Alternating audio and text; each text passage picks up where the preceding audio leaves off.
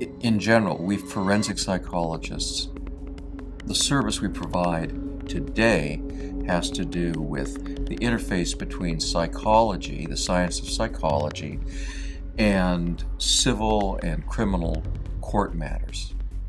There are people who focus specifically, say, on family law issues. So there are forensic psychologists who do child custody studies and make recommendations to the court regarding which parent in a divorce ought to have custody of the child.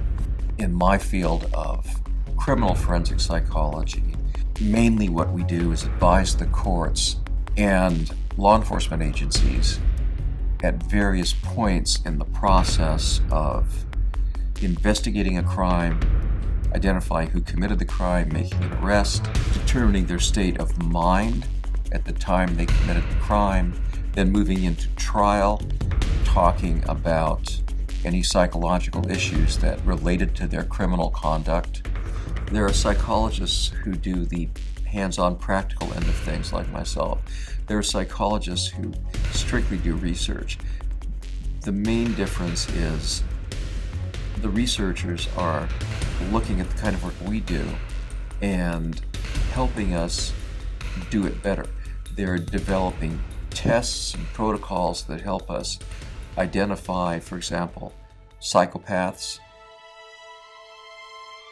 Some years ago, there was a case in Benton County where a young woman in her 20s was kidnapped from the OSU campus and just disappeared. Sexual psychopaths are predators, they're hunters. That's what it's all about, the thrill of the hunt. They always remember where they put the bodies. As a consultant to that county, I helped identify who the offender was, helped them locate him. He was brought in, helped them put the case together, helped them convince him to take a plea agreement, and followed him all the way into the prison system.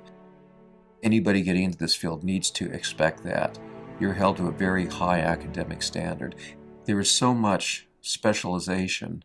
There are graduate schools that provide doctoral programs, graduate programs in forensic psychology, so you'd be well advised to attend one of those.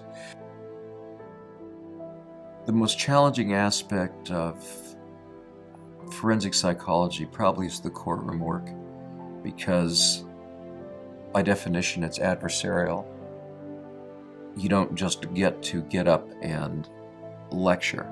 There's going to be somebody intent on making you look bad, discrediting what you're saying, typically trying to discredit you. That's challenging.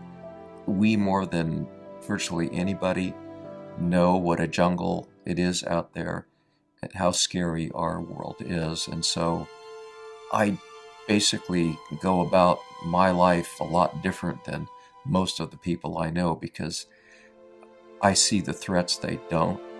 The most rewarding aspects of the job for me are basically helping the criminal justice system get it right. The judges and the juries make the decisions, but the information I provide help them inform those decisions. Helping people get closure. I'm looking at the victims of these offenses, and actually at times being the person who helps structure the treatment and management of these people to reduce their level of dangerousness in the future.